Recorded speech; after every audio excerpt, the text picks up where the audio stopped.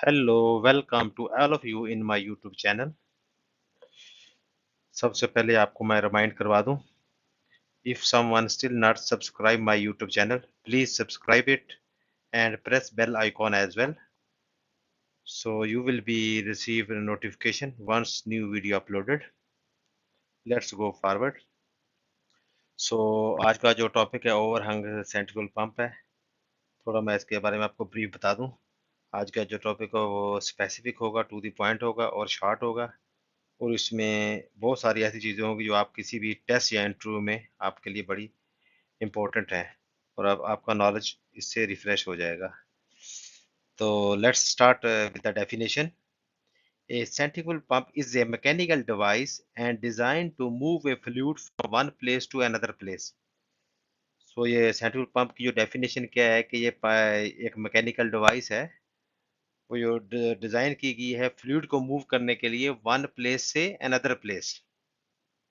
इसी तरह आगे देखते हैं ओवरहंग सेंट्रिफुगल पंप के बारे में क्या कहते हैं।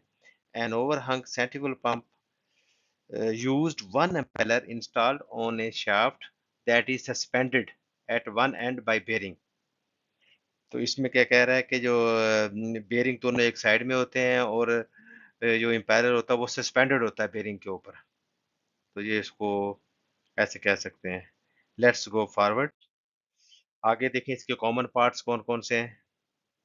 रोटरी पार्ट्स पहले डिस्कस कर लेते हैं। इसमें शाफ्ट है, इम्पेलर है, कपलिंग है, मैकेनिकल सील है, ऑयल रिंग होते हैं, बाज़ औक़ात इन्फो सील होती है। तो ये सारे रोटरी पार्ट्स हैं कॉमन। उसके अलावा स्टेशनरी पार्ट देख रहे हैं आप, इसमें केसिंग है, स्टफिंग बक्स या सील चैम्बर कुछ लोग कहते हैं, फिर बेरिंग होजिंग है, फिर बेरिंग होजिंग के साइड कवर्स है। ये इसके स्टेशनरी पार्ट है। तो इनको थोड़ा गो थ्रू कर लें आप, ये बड़े इंपॉर्टेंट है और टेस्ट इंटरव्यू में अक्सर पूछा जाता है कि ओवरहैंग सेंट्रिफुगल पंप के कॉमन पार्ट्स बता दें। उसमें आप इसको दो ग्रुप में डिवाइड कर सकते हैं, स्टेशनरी पार्ट और रोटरी पार्ट्स के बारे में। Let's go forward. आगे देखिए इसके ओवरऑलिंग स्टेप। तो ये बहुत इंपॉर्टेंट है क्योंकि अक्सर इंटरव्यू में और टेस्ट में इसके बारे में भी पूछा जाता है। तो इसमें आपने स्टार्ट ऐसे करना है कि सबसे पहले तो कोई भी इक्विपमेंट है उसकी प्रॉपर आइसोलेशन कंफर्म करनी है। उसमें प्रॉपर उसको ट्रेन किया गया है, उसकी ब्लाइंडिंग वगैरह होगी या proper proper lockout tagout procedure follow किया गया है और परमिट रिसीव हो गया प्रॉपर और इलेक्ट्रिकली प्रॉपर आइसोलेशन हो गया है। उसके बाद नेक्स्ट आपने कपलिंग गार्ड और कपलिंग के स्पेसर वगैरह रिमूव कर लेना है। उसके बाद आपने उसकी जो रिक्वायर्ड मेजरमेंट है जैसे डीबीएससी है या डीबीएफएफ है, इसके अलावा जो शाफ्ट की एक्सियल मूवमेंट है या शाफ्ट की रेडियल लिफ्ट वगैरह आपने नोट कर लेनी है। उसके बाद आपने जो इसको ये पंप का जो ऑयल वगैरह ड्रेन कर लेना है और उसके साथ जितनी भी एसेसरीज हैं जैसे पाइपिंग है केसिंग के साथ एसोसिएटेड या उसके अलावा जैसे कुछ ब्रैकेट्स वगैरह होती हैं वो आपने रिमूव कर लेनी है। तो नेक्स्ट आपने क्या है पंप की केसिंग के सारे बोल्ट रिमूव करके पंप पंप को पुल पुल आउट कर लेना है। उसके बाद आपने जैसे पंप पुल आउट करके शिफ्ट कर लिया प्रॉपर सेफ जगह पे, उसके बाद पंप को डिसमेंटल करने से पहले आपने प्रॉपर उसकी मार्किंग कर लेनी है सारे जॉइंट्स की, क्योंकि एज ए मशीनिस्ट ये मार्किंग बहुत इंपॉर्टेंट है। इन केस आपके पास क्रॉस सेक्शनल ड्राइंग नहीं भी है, अगर आपने प्रॉपर मार्किंग की हुई है तो आपको डिसमेंटलिंग करते हुए या दोबारा असेंबलिंग करते हुए आपको कोई भी प्रॉब्लम पे नहीं होगा। आप इजीली उसको डिसमेंटल भी कर सकते हैं और उसको दोबारा रीअसेंबल भी कर सकते हैं। सो उसके बाद आपने मार्किंग के बाद आपने फिर प्रॉपर इम्पेलर का जैसे लॉक नट रिमूव कर लिया, फिर इम्पेलर रिमूव कर लिया, उसके बाद आपने मैकेनिकल सील को रिमूव करना है। उसके अलावा फिर आपने जब मैकेनिकल सील और ये इम्पेलर वगैरह रिमूव हो जाएंगे उसके बाद आप कोशिश करें एज पर शाफ्ट का रन आउट वगैरह ले लें, कपलिंग सेट से भी और मैकेनिकल सील वाले पोर्शन से भी और इम्पेलर वाले पोर्शन से भी। और उसके बाद आप इसकी कपलिंग वगैरह रिमूव करते हैं और इसके बेरिंग होजिंग के एंड कवर और बेरिंग वगैरह रिमूव कर लें। तो जैसे ही आप पंप को कंप्लीट डिसमेंटल कर लें उसके बाद इसके जितने भी बेयरिंग्स हैं, शाफ्ट की डिफ्लेक्शन है या शाफ्ट का रन आउट है, उसको आपने रिकॉर्ड कर लेना है ड्यूरिंग डिसमेंटलिंग या आफ्टर डिसमेंटलिंग। और जब डिसमेंटलिंग कंप्लीट कंप्लीट हो जाए तो जितने भी पार्ट्स हैं अपने आपने उनको ट्रेसिंग करनी है कि देखना कोई विजिबल डैमेज तो नहीं है, लाइक क्रैक्स एंड स्कोर या भी किसी भी किस्म का कोई ऐसा डैमेज तो नहीं है। तो उसके बाद आपने कोशिश करनी है जितने भी जैसे बेरिंग्स हैं, मैकेनिकल सील है या इसके अलावा जितने भी ओ रिंग्स हैं या गैस्केट हैं, वो सारी की सारी आपने रिप्लेस करनी है। कोई भी ओल्ड गैस्केट या ओल्ड जैसे बेरिंग्स है या कोई भी जो चीज़ है जो रिप्लेसेबल है, उसको दोबारा यूज़ नहीं करना। कोशिश करनी है नए पार्ट सारे यूज़ करने हैं। तो आगे लास्ट में क्या कह रहा है, assembling is the reverse procedure of dismantle as before seen. ये वही असेंबलिंग करते हुए आपने वही इसी प्रोसीजर को रिवर्स कर देना आपने। तो इसी तरह स्टेप बाय स्टेप आप पंप को असेंबल कर सकते हैं।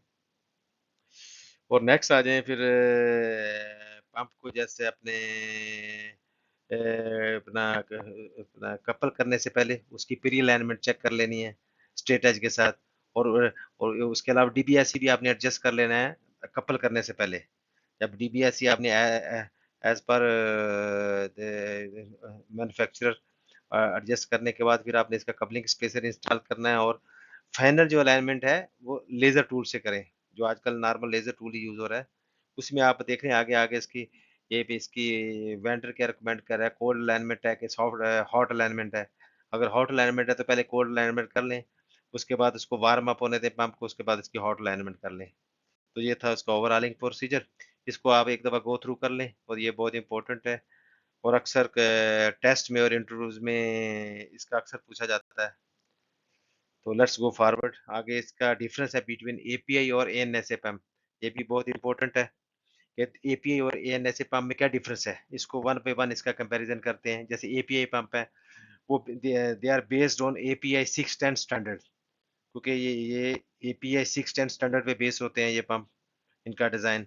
और जो एएनएसए पंप है इनका डिज़ाइन एएसएमई B73.1 स्टैंडर्ड पे बेस होता है। तो इन दोनों के स्टैंडर्ड को आपने गो थ्रू कर लेना है।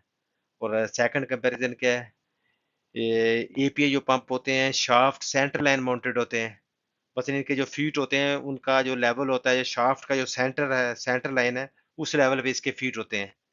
और जबकि जो एएनएसए पंप है वो फुट माउंटेड होता है। जैसे इस वीडियो में स्टार्टिंग में मैंने जो पंप की पिक्चर दी हुई है वो एएनएसए पंप है, क्योंकि वो फुट माउंटेड है। उसके फुट वो शाफ्ट के सेंटर पे नहीं है, वो बेस पे है। वो एएनएसए पंप है। और थर्ड कंपैरिजन देख लें कि एपीए पंप वो हाईली रिलायबल है as compare with ANSA pump.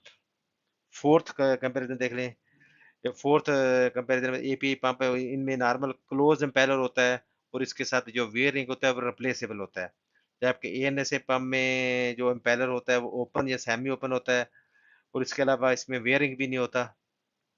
ये इनका इनका इन दोनों में मेजर डिफरेंस है।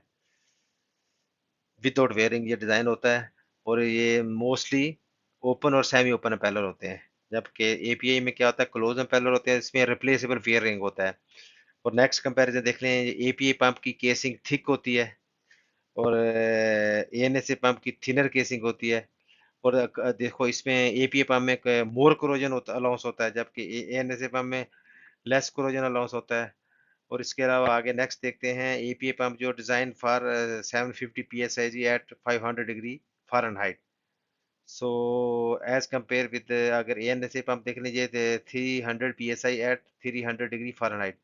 सो इसमें भी काफ़ी में डिफरेंस है कि एपीआई पंप वो हाई प्रेशर और हाई टेम्परेचर के लिए डिज़ाइन किए जाते हैं, जबकि एएनएसए पंप का टेम्परेचर एज कंपेरेटिवली टेम्परेचर और प्रेशर दोनों कम होते हैं as compare with API. Last comparison देख लें कि ये एपीआई पंप कॉस्टली होते हैं as compare with ANSI pump. तो इस तरह ये बहुत इंपॉर्टेंट है दोनों का डिफरेंस एपीआई और एएनएसआई पंप। तो इसको आप गो थ्रू कर लें एक दफ़ा। ये दोनों का कंपैरिजन अक्सर टेस्ट में और इंटरव्यूज में पूछा जाता है। और इसमें जो इंपॉर्टेंट पॉइंट्स है वो आप एक दफ़ा गो थ्रू कर लें। Let's go forward. इसके आगे इसकी समरी है। इसमें जैसे में इसमें मैं इसे हमने इंट्रोडक्शन बताया पंप का। उसके बाद पार्ट्स ऑफ ओवरहैंग पंप है। उसके अलावा difference between API and ANSI pump है। ओवरऑलिंग स्टेप्स हैं। तो ये सारी चीज़ें मसलन हम लोगों ने ऑलरेडी डिस्कस की हैं प्रीवियसली। तो इसको आप एक दफ़ा गो थ्रू कर लें। And the last thanks all of you. तो अगर आपको ये वीडियो अच्छी लगी है तो प्लीज़ इसको शेयर करें और press bell icon as well. और मेरे चैनल को सब्सक्राइब भी कर लें अगर आपने अभी तक सब्सक्राइब नहीं किया हुआ। So you will be notified once new video uploaded. Thanks everyone to watching me here. Take care and see you again and Allah Hafiz.